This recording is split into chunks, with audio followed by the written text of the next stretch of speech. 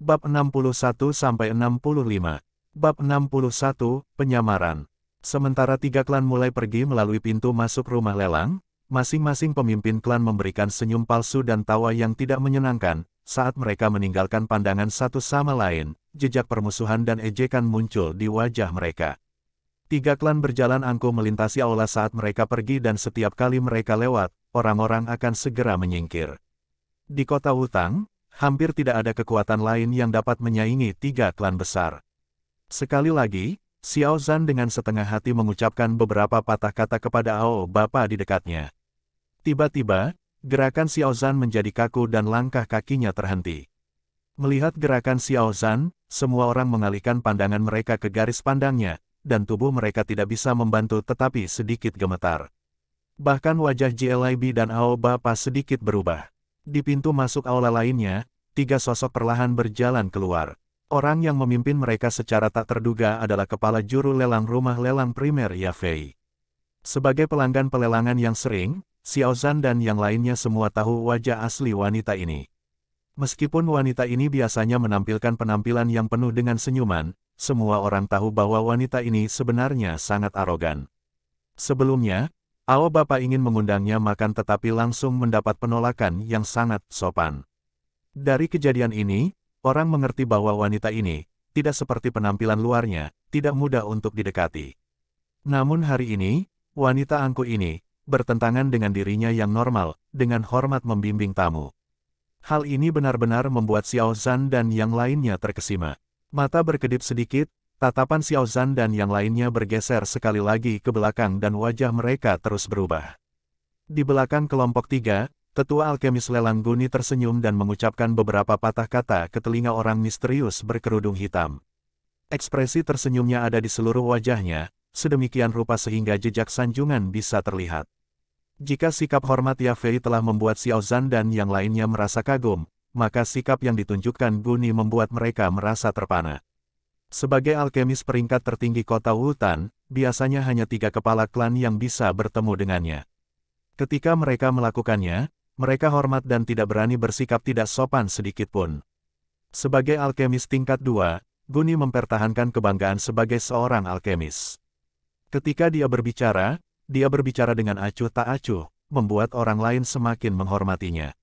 Tapi tipe orang seperti ini, dia tiba-tiba menunjukkan rasa hormat seperti itu tanpa berusaha menyembunyikan senyumnya yang menyanjung. Itu, orang yang dia coba untuk memenangkan hati. Siapa orang ini? Pemandangan itu membawa kejutan. Akhirnya, tatapan mereka perlahan beralih ke sosok berjubah hitam di tengah. Menyapu perawakan gemuk sosok bayangan itu, Xiao Zhan dengan cemas berpikir dalam benaknya, siapa orang ini? Seseorang yang bisa membuat orang-orang terpenting rumah lelang primer dengan hormat mengirimnya pergi. Untuk apa seseorang dengan level ini datang ke kota Wutan? Menjilat bibirnya yang agak kering, Xiao Zhan melihat sekeliling dari kiri ke kanan dan ternyata Jia Laibi dan Ao Bapa juga penasaran dan kaget. Mengangkat matanya penuh harap pada tiga orang yang masuk, wajah Xiao Zhan tersenyum kecil, berjalan maju 2 langkah, dan tersenyum, Nyonya Yafei, tetua Guni.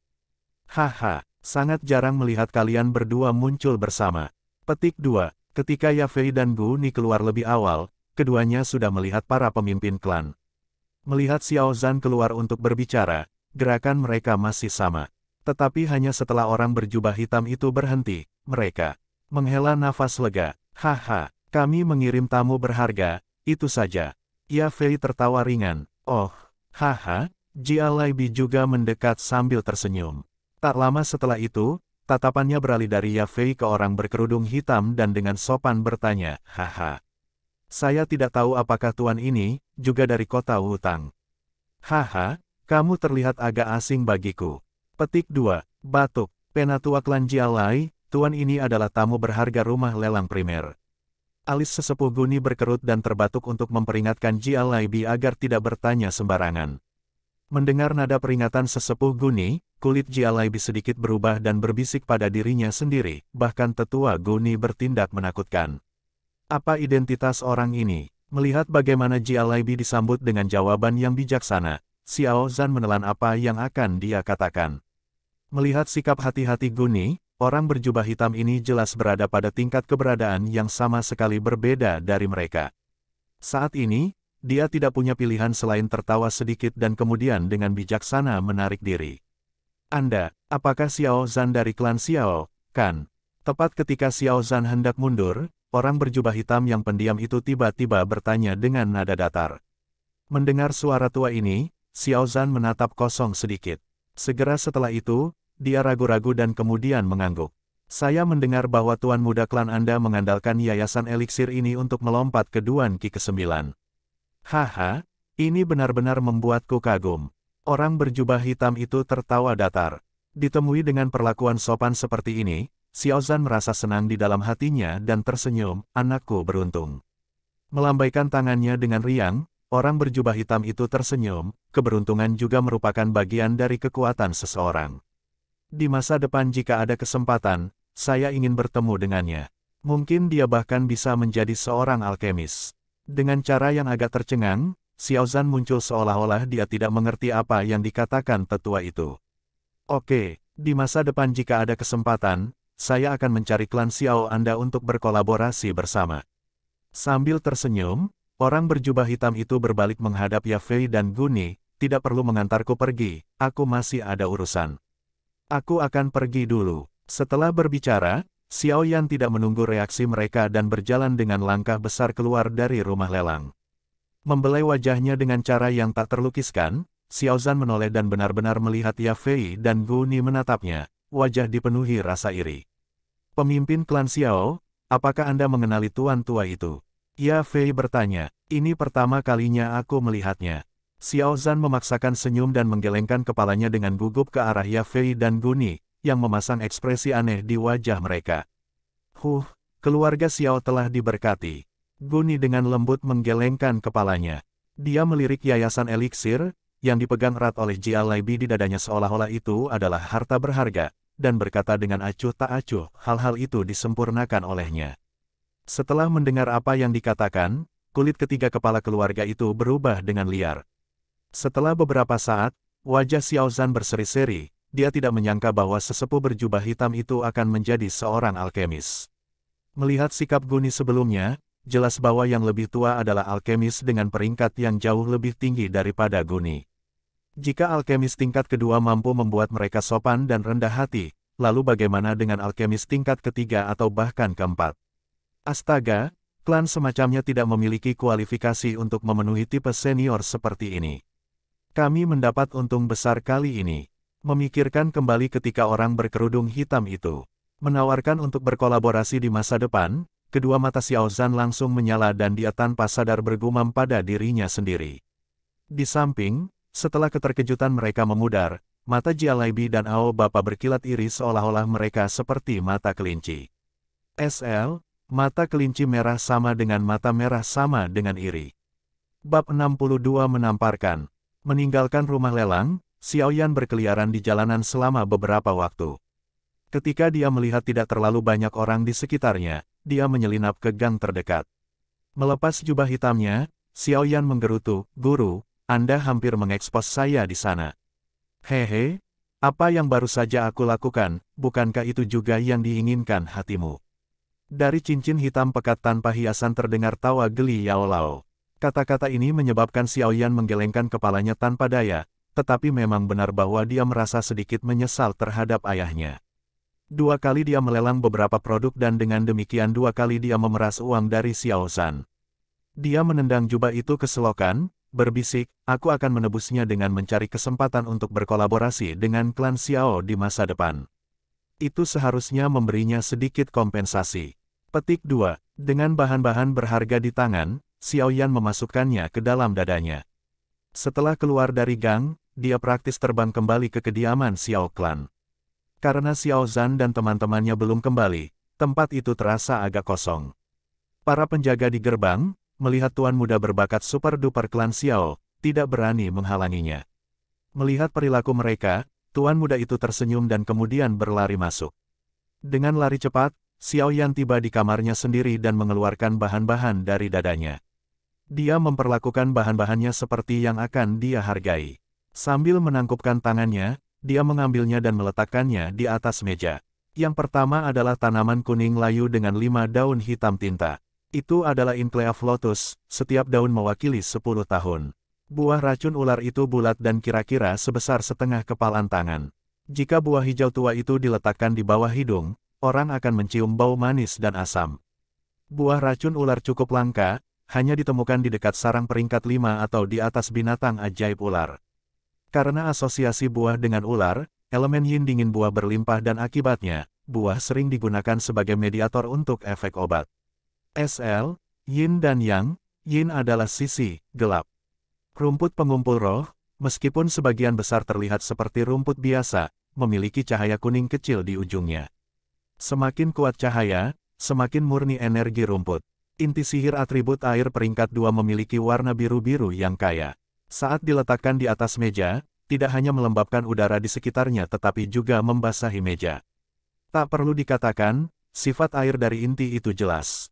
Setelah matanya menyapu bahan sekali lagi, Xiaoyan menggunakan suara rendah untuk bertanya dengan tidak sabar, "Guru, semua bahan sudah ada. Bisakah kita mulai memperbaiki?" Petik 2. Kenapa kamu begitu tidak sabar? Itu tidak seperti ramuannya akan menumbuhkan kaki dan melarikan diri. Kami tidak dapat diganggu saat pemurnian, masih padam. Bagaimana jika secara kebetulan, seseorang masuk dan kita diinterupsi?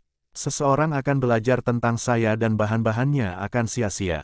Di dalam ring, Yao Lao berteriak, lebih baik untuk memperbaiki di malam hari. Mendengar kata-kata ini, Xiaoyan dengan sedih menggelengkan kepalanya dan menghela nafas. Apalagi yang bisa dia lakukan selain menyembunyikan bahan-bahan di lemari, berbaring di tempat tidurnya dan menunggu malam turun. Setelah berbaring selama sekitar setengah jam, pintunya tiba-tiba ditendang terbuka dengan bang. Sepasang kaki ramping dan seksi berjalan masuk. Ternyata itu adalah Xiao Yu. Dia mengamati ruangan dan melihat bahwa Xiaoyan sedang tidur siang. Dia dengan dingin menyuntikkan, "Tuan muda, makan malam tidak akan memakan dirinya sendiri. Apakah Anda berharap untuk menerima undangan atau sesuatu?" Proses perpindahan Xiaoyan dari mode tidur siang ke mode siaga penuh hampir tidak berlangsung lama. Duduk tegak di tempat tidur, dia menatap Xiao Yu dengan bingung dan setelah beberapa saat, dia berkeringat dingin. "Sialan, sial, hal baik guru tidak memulai proses pemurnian beberapa waktu lalu, jalang ini." Memikirkan situasi, bagaimana jika, menyebabkan hati Xiaoyan bergetar, orang hampir bisa mendengar, tegukan, bergema dari tenggorokannya. Namun, setelah mengalihkan pandangannya ke Xiao Yu, dia mulai merasakan amarah yang mendidih dari dalam. Sudut mulutnya berkedut, dan kemudian Xiaoyan menarik napas panjang, akhirnya tenang. Adapun ketakutan yang dia rasakan beberapa waktu lalu, itu diubah menjadi kemarahan. "Idiot, apakah kamu tahu apa itu sopan santun? Apakah Anda cukup pintar untuk masuk tetapi terlalu bodoh untuk mengetuk? Di mana asuhanmu?" Petik 2. Ini adalah pertama kalinya Xiao Yu melihat Xiaoyan yang sangat marah dan sebagai hasilnya dia hanya bisa terlihat seperti orang idiot. Aliran pelecehan verbalnya menyebabkan wajahnya yang menawan menjadi pucat dan pada saat yang sama dia menggigit gigi peraknya. Kemudian sepasang kaki seksi itu bergerak, bahkan menyerang, langsung ke arah Xiaoyan. "Bajingan kecil, aku menendang pintumu ke bawah. Terus, mulai sekarang aku akan menendangnya setiap hari." Dengan Xiao Yu menyerangnya, ingin memberinya pelajaran, wajah Xiaoyan juga pucat. Dia mengangkat telapak tangannya dan mengepalkannya, "Facuem palem." Sebuah kekuatan hisap yang kuat bergegas menuju telapak Xiaoyan, menyebabkan penyerang, yang berusaha berhenti tepat di depan tempat tidur malah mendarat di atasnya. Setelah mencapai 9 Duan Doqi, kekuatan isap Facuem palem Xiaoyan meningkat sedikit. Beberapa hari yang lalu, memindahkan berat badan seseorang benar-benar tidak terduga, tetapi sekarang sangat mungkin. Meskipun Xiaoyan sedikit terkejut dengan peningkatan kemanjuran, perasaan itu tidak bertahan lama dan dengan cepat berubah menjadi kemarahan. Dengan membalik tubuhnya, dia berhasil menaklukkan sepasang kaki seksi itu dan tak lama setelah itu, dia dengan kejam menekan pantatnya ke perutnya yang rata dan halus, seperti giok dan kemudian dengan cepat membungkuk untuk menekan kedua tangannya untuk menahannya, tangan. Menemukan dirinya sekali lagi dalam posisi yang memalukan dengan Xiaoyan menyebabkan Xiao Yu merasa sedikit bingung. Setelah beberapa saat, wajah menarik itu memerah dengan cara yang paling memikat dan pertarungan sengit pun terjadi. Xiao Yu sekali lagi menggigit gigi peraknya, mengutuk dengan marah, "Bajingan kecil, pergi." Karena perjuangan untuk mengunci kedua telapak tangannya, Xiao Yan juga merasa sangat lelah. Pada awal pertarungan lain, dia tiba-tiba menyerah dan menarik telapak tangan Xiao Yu, menyebabkan dia terbalik. Setelah membalik, punggung Xiao Yu melengkung saat kakinya yang panjang terentang di atas tempat tidur. Tapi Xiao Yan sedang tidak ingin memeriksanya. Dia menggertakkan giginya, mengangkat tangan, dan tanpa ragu-ragu, menamparkan ke bawah. "Pak," suara renyah berkibar di dalam ruangan dan kemudian terlupakan. "Sudah belajar pelajaranmu. Jangan masuk ke kamarku tanpa mengetuk dulu." Bab 63, Peringkat Api Surgawi. Di meja makan, Xiao Yan melirik ke arah pemakan ganas yang duduk di depannya. Saat Xiao Yu makan, gigi peraknya membuat suara berderak. Meringkuk bibirnya, Xiao Yan mengingat perasaan aneh namun indah sebelumnya dan jari-jari tangan kanannya tidak bisa membantu tetapi membelai cekungan telapak tangannya. Duduk di seberangnya, Xiao Yu, yang telah menatap Xiao Yan dengan jahat sepanjang waktu, melihat gerakannya dan wajahnya yang menawan memerah lagi. Menatap aneh pada Xiao Yu yang menggertakkan giginya, dan kemudian melihat sikap acuh tak acuh Xiao Yan di dekatnya, Sun Er mengernyitkan alisnya karena curiga. Segera setelah itu, dia menggelengkan kepalanya tanpa daya, dan sedikit demi sedikit menelan makanan di depannya. Tatapan Xiao Yan melewati Xiao Yu dan berhenti pada tubuh Xiao Ning. Pada saat ini, wajah Xiao Ning dipenuhi dengan kegembiraan, lekukan di mulutnya hampir memanjang di tengah wajahnya. Jari-jari ringan mengetuk tepi meja, Xiao Yan, menikmati kemalangan orang lain berpikir dalam hati, orang ini seharusnya sudah menerima yayasan eliksir, kan? Sedikit yang dia tahu, ramuan itu tidak memiliki banyak efek bagi mereka yang berada di Duan Qi ke-8 atau lebih. Tertawa pelan pada dirinya sendiri, garis pandang Xiao Yan menyapu sekeliling dengan cara yang agak bosan. Melihat ayahnya yang tersenyum, hatinya bingung, makan bersama keluarga, bukankah hanya diadakan pada hari libur tertentu? Apa yang begitu meriah untuk hari ini? Mungkinkah menghabiskan banyak uang untuk membeli Foundation Elixir adalah acara yang layak untuk dirayakan? Petik 2. Membiarkan imajinasinya menjadi liar, Xiao Yan secara alami tidak tahu bahwa makan bersama keluarga ini adalah karena kata-kata yang diucapkan oleh orang berjubah hitam misterius tentang berkolaborasi dengan Xiao Clan jika ada kesempatan untuk melakukannya. Bekerja sama dengan alkemis tingkat kedua atau lebih tinggi akan memberi mereka keuntungan yang akan membuat mata kebanyakan orang merah karena iri. Bahkan mungkin saja keluarga itu bisa melompat naik peringkat, naik lebih tinggi dari dua keluarga besar lainnya. Karena itu, tidak mengherankan bahwa ayah yang tenang dan tenang seperti biasa akan sangat bahagia.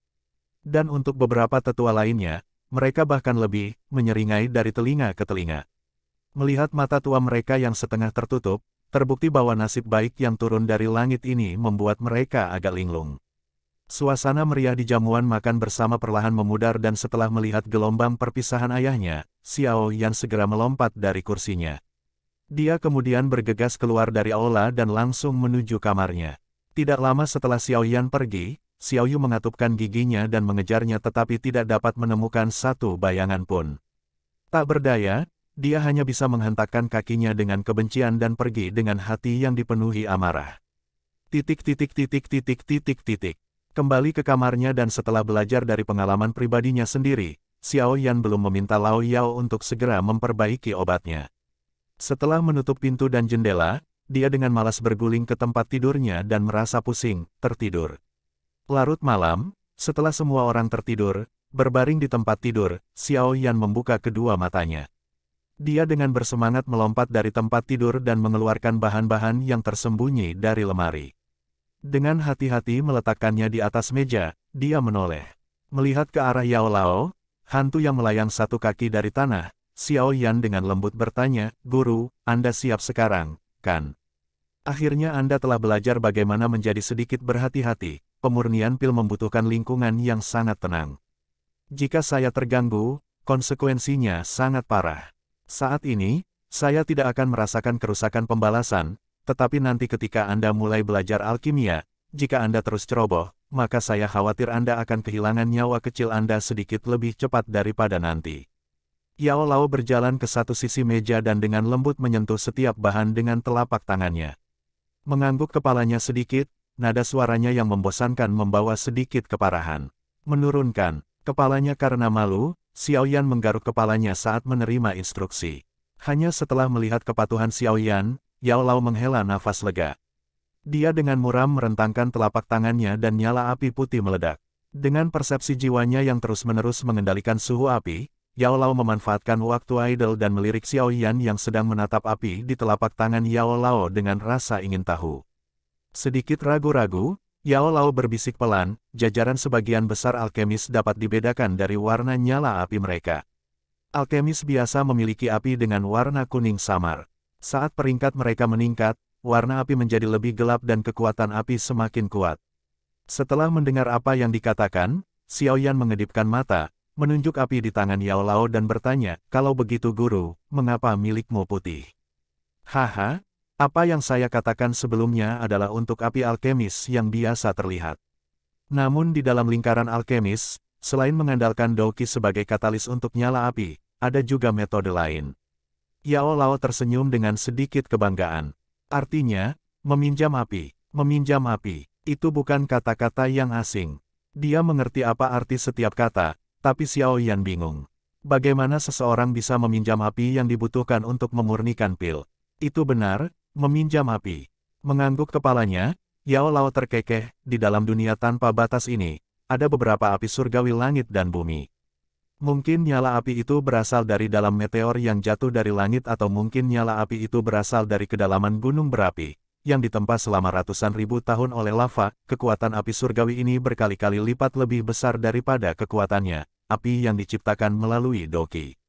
Memurnikan pil dengan api ini bahkan dapat meningkatkan efektivitas obatnya. Hanya saja, api surgawi langit dan bumi ini sangat ganas dan jarang datang. Dan bahkan jika Anda melihatnya, itu sangat sulit untuk dikendalikan. Banyak alkemis menghabiskan seluruh hidup mereka mencari api surgawi ini dan masih gagal mendapatkannya. Lagi pula, untuk mengendalikan api surgawi, Anda perlu membawa api ke dalam tubuh Anda, namun, sifat nyala api itu sangat merusak. Bahkan berlian emas ajaib yang merupakan salah satu logam terkeras, tidak mampu menahan panas api surgawi dan tubuh manusia Anda yang rapuh. Anda akan membakar diri Anda hidup-hidup. Oleh karena itu, hanya sedikit pemenang yang beruntung yang dapat, secara kebetulan, memperbaiki sejumlah kecil api surgawi. Begitu nyala api bergabung dengan tubuh, orang-orang seperti ini, tanpa terkecuali adalah orang-orang dengan bakat luar biasa di dunia alkemis. Tertegun untuk waktu yang lama, Xiao Yan menjilat bibirnya, tatapannya mengamati api putih di telapak tangan Yao Lao dan samar-samar bisa merasakan sensasi sedingin es. Api guru pasti sejenis api surgawi, kan? Xiao Yan bertanya. Hehe, mengangkat nyala apinya, wajah Yao Lao memancarkan cahaya terang. Dengan mata berkobar, dia berbicara, dalam masyarakat alkemis Douqi daratan, api surgawi yang dikenal berada di peringkat-peringkat api surgawi. Ada total 23 jenis dan nyala api saya berada di peringkat 11, yang dikenal sebagai api dingin tulang. Jenis api surgawi ini hanya muncul setiap 100 tahun, ketika gerhana terjadi di persimpangan yin yang sangat dingin dan ekstrim. Api mendinginkan tulang. Tanpa berkedip, Xiao Yan menatap nyala api putih itu dan dengan lembut bergumam pada dirinya sendiri. Bab 64, Pembuatan Pil Pengumpul Qi. Untuk mendapatkan api dingin tulang, saya telah menunggu di tempat tanpa cahaya selama 8 tahun yang panjang, dan ketika saat untuk mengasimilasi api akhirnya tiba, terlepas dari semua persiapan saya hampir terbakar menjadi abu. Yao Lao menghela nafas sambil menggelengkan kepalanya, ketakutan berlama-lama langka bisa dilihat di wajahnya yang biasanya tenang. Sepertinya pertemuan itu meninggalkan kesan yang kuat padanya. Hehe, meskipun itu sangat berbahaya, setelah mendapatkan Bone Chilling Flame, pada akhirnya, itu semua sepadan. Yao Lao dengan bangga menyatakan saat dia melambaikan api putih di telapak tangannya seolah memamerkannya ke kerumunan besar. Dia kemudian tersenyum sambil terus menjelaskan, dengan api surgawi, Anda tidak hanya dapat memperbaiki pil dengan kualitas yang lebih baik, tetapi juga, ketika menghadapi musuh dengan level yang sama, dia tidak akan cocok untuk Anda. Mendengar ini, Xiao Yan menatap api putih kusam yang mengamuk, wajahnya dipenuhi rasa iri. Melihat ekspresi iri di wajah Xiao Yan, Yao Lao tertawa saat ekspresi licik melintas di wajahnya. Nada suaranya berubah saat dia berkata, sesuatu seperti api surgawi masih jauh untukmu. Untuk saat ini, keinginan terbesarmu adalah menjadi Douze sesegera mungkin. Merasa menyesal, Xiao Yan menganggukkan kepalanya. Dia hanya bisa sementara menghirup kembali air liur yang telah terbentuk karena kerinduannya pada api surgawi dan menyeret dirinya kembali untuk menghadapi kenyataan. Yao Lao dengan ringan tersenyum saat melihat Xiao Yan kembali sadar. Di tengah-tengah tangannya, nyala api putih terus menyala saat gumpalan-gumpalan lolos membubung ke udara, hanya untuk menghilang tak lama kemudian. Sebuah tangan kering mengambil sebatang teratai daun tinta dan dengan lembut menjatuhkannya ke dalam api. Saat teratai daun tinta bersentuhan dengan api dingin tulang, itu langsung terbakar menjadi bentuk cairan hitam tinta yang berguling-guling di dalam nyala api, memperlihatkan kilau tersembunyinya. Api putih bergejolak saat tumbuh semakin kuat, namun Xiao Yan memperhatikan bahwa anehnya, udara di sekitar api putih semakin dingin. Yao Lao memusatkan seluruh perhatiannya untuk mengendalikan suhu nyala api di telapak tangannya. Jika suhunya sedikit lebih tinggi, cairan hitam pekat itu akan menguap menjadi ketiadaan. Setelah suhu nyala dipertahankan pada titik tertentu untuk jangka waktu tertentu, bintik-bintik pengotor kuning tiba-tiba muncul di dalam cairan hitam tinta. Menatap bintik kuning ketidakmurnian, Yao Lao akhirnya mengangguk sedikit. Dengan jentikan ringan jarinya, bintik-bintik kuning berkumpul dan dipisahkan dengan beberapa cairan hitam tinta menjadi bola cairan yang lebih kecil dan dikeluarkan dari tubuh utama. Setelah mengeluarkan kotoran kuning muda kecil lainnya mulai muncul satu demi satu. Demikian juga, kotoran ini dibersihkan oleh Yao Lao. Api putih terus menyala, di dalamnya, cairan hitam pekat yang awalnya berukuran setengah kepalan tangan telah menyusut hingga hanya sebesar ibu jari. Cairan hitam pekat berguling-guling di tengah nyala api putih, seperti mutiara hitam, tenang dan misterius. Ketika tangkai pertama teratai daun tinta seukuran ibu jari, Yao Lao akhirnya berhenti mengapur. Dia melanjutkan dengan menjatuhkan 4 batang lainnya ke dalam api, mengkalsinasinya menjadi 4 bola cairan murni seperti mutiara hitam. Setelah periode pemurnian yang lama oleh api dingin tulang, 5 cairan kecil perlahan menyatu. Pada saat fusi, volumenya bertambah besar, namun, sepersekian detik kemudian, itu menyusut menjadi hanya seukuran ibu jari. Setelah menghabiskan waktu yang lama berguling-guling di dalam nyala api putih, seolah-olah di dalam cairan hitam pekat, nyala api putih kecil terlihat menari-nari. Melihat ini, dalam satu gerakan lancar Yao Lao dengan cepat meraih buah bisa ular di atas meja dan melemparkannya ke dalam api. Begitu buah bisa ular memasuki api, itu berubah menjadi cairan hijau gelap yang memancarkan jejak udara dingin. Menghapus kotoran dari cairan hijau tua, Yao Lao secara bertahap menutupi cairan hijau tua dengan cairan hitam tinta yang sekarang terbakar. Zi. Petik 2. Suara-suara aneh bergema saat dua cairan dengan atribut berbeda bertemu dan gumpalan asap putih muncul dari dalam nyala api yang mengamuk. Saat gumpalan asap yang dikeluarkan secara bertahap berkurang, benda seperti pil kasar mulai terbentuk dari dalam nyala api. Menatap dengan tenang pada pil yang hampir terbentuk, Yao Lao sedikit memiringkan kepalanya. Sekali lagi dia melemparkan rumput pengumpul roh dan batu ajaib peringkat 2 atribut air ke dalam nyala api. Lelehkan menjadi cairan, singkirkan kotoran, gabungkan bersama, ketiga jenis tindakan ini adalah prosedur rumit yang membutuhkan upaya yang cermat. Namun Yao Lao berhasil mencapai semuanya seolah-olah itu adalah gerakan tunggal yang lancar, bahkan tidak berhenti satu kali pun.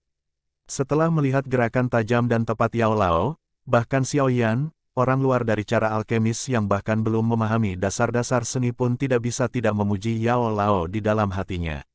Menetralisir kekuatan yang mengamuk di batu ajaib dengan rumput pengumpul roh, energi biru muda murni dituangkan ke objek seperti pil saat masih terbentuk. Ketika tetes energi biru terakhir masuk ke dalam pil, objek seperti pil yang tampak bergelombang itu dikembalikan ke bentuk yang halus dan licin. Kilauan biru kusam bisa terlihat melayang di permukaan pil, membuatnya terlihat indah dan megah. Meski selesai dengan semua langkah, Yao Lao tidak berhenti di situ. Sebaliknya, dia menghangatkan pil dalam nyala api selama hampir 10 menit sebelum akhirnya memadamkan api putih di telapak tangannya. Ketika nyala api padam, tangan kiri Yao Lao dengan cepat menyedot botol giok dari meja ke arahnya dan dengan lancar menyimpan pil, berwarna hijau tua dan biru muda, ke dalam botol. Fiu, desahan panjang keluar dari bibirnya saat Yao Lao melemparkan botol giok itu ke Xiao Yan. Dia kemudian melanjutkan dengan sombong mengatakan, "Lihatlah." Dengan hati-hati menerima botol giok itu, Xiao Yan dengan bersemangat membawanya ke bawah hidungnya untuk menghirupnya. Aroma yang akrab memasuki lubang hidungnya yang membuatnya merasa diperbarui dengan energi. Sambil mengamati pil hijau kebiruan di dalam botol, persepsi jiwa Xiaoyan yang luar biasa membuatnya samar-samar tahu bahwa bubuk pengumpul Qi ini lebih baik daripada yang sebelumnya dibawa oleh Nalan Yanran dalam kualitas dan efektivitas. Memikirkan tampilan dan nada Nalan Yanran saat dia memegang pil, Xiaoyan tersenyum mengejek. Sambil menggelengkan kepalanya, Xiaoyan dengan erat mencengkeram botol batu giok yang hangat, dengan berat menghela napas. Sudah 4 tahun, sekarang dia akhirnya bisa sekali lagi melangkah ke level itu. Bab 65, Kemajuan Douze. Meskipun Xiaoyan telah memperoleh pil pengumpul Qi, dia tidak segera mengkonsumsinya. Sebaliknya, dia menghela nafas dalam-dalam saat dia dengan paksa menekan kesabarannya dan membuat dirinya naik ke tempat tidur untuk beristirahat. Xiaoyan tahu bahwa jika dia memulai proses untuk menjadi Douze dalam kondisinya saat ini, kemungkinan kegagalannya lebih dari 70%. Meskipun Yao Lao dapat dengan mudah membuat pil pengumpul Qi lainnya, Xiaoyan tidak ingin mengambil risiko yang tidak perlu yang dapat dengan mudah dihindari. Melihat bahwa Xiaoyan mampu menahan godaan untuk segera menembus level Douze, Yao Lao menganggukkan kepalanya dengan perasaan puas. Dengan ekspresi puas di wajahnya, tubuhnya terpesona saat dia berubah menjadi sinar cahaya dan menghilang ke dalam ring. Setelah selesainya Qi Gathering Pill, kecepatan latihan Xiaoyan secara bertahap melambat menjadi ritme yang stabil. Setiap hari, dia melakukan latihan Dou Qi selama 1 jam sebelum pergi ke pegunungan di belakang klan Xiao untuk melatih keterampilan Dou-nya. Jika dia punya waktu, Xiaoyan akan menemani Sun Er berjalan-jalan di kota Wutang. Secara keseluruhan, kehidupan santai yang sangat memuaskan. Ketika 5 hari kehidupan yang santai ini telah berlalu, Xiaoyan akhirnya merasa bahwa dia berada pada kondisi puncak. Sekarang adalah waktu terbaik untuk mencoba menjadi Douze. Di pegunungan di belakang perkebunan Xiao Clan, ada sebuah gua tersembunyi di bawah tebing. Gua ini lebarnya sekitar 1 meter dan telah dipilih secara khusus oleh Xiaoyan sebagai tempat latihannya. Di sisi lain tebing adalah awan berkabut sementara lebih jauh di bawah kabut adalah pegunungan iblis binatang, dipenuhi dengan banyak binatang buas. Di bawah tebing ada jurang yang begitu dalam sehingga Anda tidak bisa melihat kedalamannya.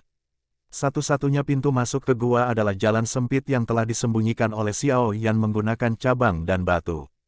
Jadi Xiaoyan sangat yakin bahwa jika dia memilih tempat ini untuk membuat terobosan, dia tidak akan diganggu oleh siapapun.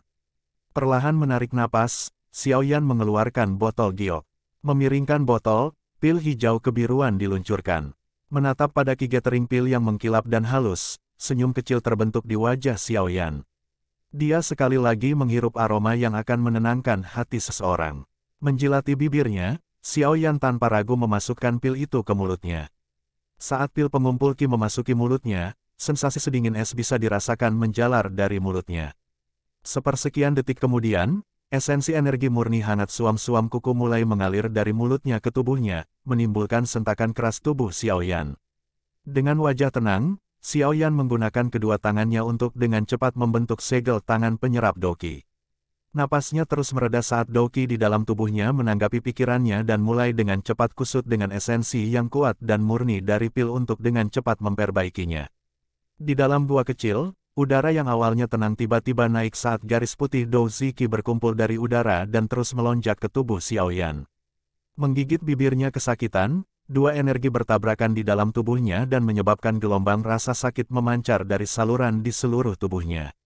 Untungnya, saluran Xiaoyan jauh lebih keras daripada saluran orang biasa dan dengan demikian meskipun itu menyakitkan, itu tidak akan menyebabkan terlalu banyak kerusakan padanya.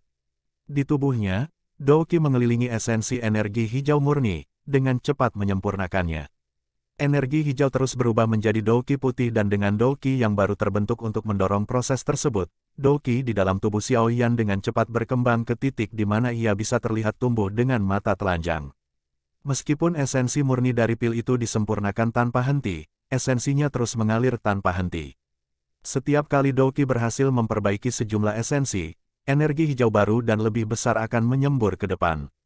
Dengan kedua Dou Qi yang disempurnakan dalam tubuhnya dan diserap dari luar, Dou Qi dalam tubuh Xiaoyan secara bertahap mengisi sebagian besar saluran tubuhnya. Seperti sebelumnya, proses pemurnian berlanjut. Ketika esensi pil akhirnya mulai berkurang, Xiao Yan yang mabuk karena pertumbuhan kekuatannya yang cepat tiba-tiba menyadari bahwa Douqi di tubuhnya telah membengkak ke titik kritis dan tidak bisa lagi ditingkatkan. Meningkatnya Douqi menyebabkan saluran Xiao Yan berkedut saat sudut mulut Xiao Yan terbelah sebagai respons terhadap gelombang rasa sakit yang hebat. Cepat, padatkan topan Douqi. Sebelum meledak, teriakan Yao Lao seperti guntur, meledak di hati Xiao Yan. Mengambil napas dalam-dalam dari udara sejuk, segel tangan Xiao Yan tiba-tiba berubah dalam sekejap pemahaman. Menyentuh ibu jari dan jari tengahnya di tempat yang sama, 10 jari di tangannya membentuk segel tangan yang aneh. Xiao Yan telah mengambil langkah ini bertahun-tahun sebelumnya dan oleh karena itu ketika dia menggunakannya sekali lagi, langkah itu mengalir seperti air, halus dan tidak terpengaruh. Setelah perubahan segel tangan, gelombang Douqi dalam tubuh Xiao Yan tiba-tiba membanjiri ke bawah di bawah kekuatan mengisap liar dan ganas dari perut. Ketika semua Douqi telah berkumpul di daerah perut, Douqi putih mulai berubah menjadi warna putih susu. Cepat kompres Douqi. Gunakan persepsi jiwa Anda untuk mengompresnya. Jika Douqi gagal diringkas menjadi topan, Anda akan sekali lagi jatuh ke 8 Duan Qi. Teriakan Yao Lao bergema sekali lagi di hati Xiao Yan. Sedikit menganggukkan kepalanya, Xiao Yan memusatkan pikirannya pada tugas itu. Dalam sekejap, persepsi jiwanya yang luar biasa memperoleh kendali atas Douqi. Kompresi cepat dimulai. Douqi putih susu menolak bimbingan persepsi jiwa, berputar dengan keras. Meskipun perlawanannya sama sekali tidak lemah, persepsi jiwa Xiao Yan bahkan mengejutkan Yao Lao. Jadi perlawanan Douqi mirip dengan belalang sembah yang mencoba menghalangi mobil, hanya sedikit melawan sebelum dengan enggan mundur. Ketika Douqi dikompresi seukuran telapak tangan, ia membeku dan berhenti bergerak. Kompres lagi, Yao Lao berteriak. Sambil menggertakkan giginya, Xiao Yan menutup matanya. Persepsi spiritual yang mengelilingi Douqi putih tiba-tiba memuncak dalam kekuatan sebelum menekan dengan kejam. Bang! Sebuah suara teredam ringan diam-diam terdengar dalam tubuh Xiao Yan. Setelah ini, perlawanan dari Douqi akhirnya hilang, meninggalkan Xiao Yan terkuras. Sebuah desahan berat lolos saat Xiao Yan jatuh tak berdaya ke tanah, dadanya naik turun dengan cepat karena kelelahan. Saat dia berbaring di lantai gua yang dingin, Xiao Yan sekali lagi mengalami energi berlimpah yang tidak dia rasakan selama 4 tahun. Senyum mengembang di bibirnya, tumbuh semakin lebar sampai akhirnya menjadi tawa, tawa hangat, tawa melolong.